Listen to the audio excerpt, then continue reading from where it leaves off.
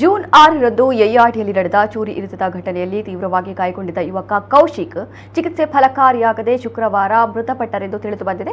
June 6ರಂದು ಯಯ್ಯಾಡಿಯ ಬಾರೊಂದರ ಬಳಿ ಜಗಳ ನಡೆದು ಬಿಜೈ ನಿವಾಸಿ ಬ್ರಿಜೇಶ್ ಶೆಟ್ಟಿ ಎಂಬಾತ ಕೌಶಿಕ್ಗೆ ಚೂರಿ ಇರಿದಿದ್ದ ಎನ್ನಲಾಗಿದೆ. ಚೂರಿ ಇರಿತದಿಂದ ಗಂಭೀರ ಗಾಯಗೊಂಡಿದ್ದ ಕೌಶಿಕ್ರನ್ನ ನಗರದ ಖಾಸಗಿ ಆಸ್ಪತ್ರೆಗೆ ದಾಖಲಿಸಲಾಗಿತ್ತು.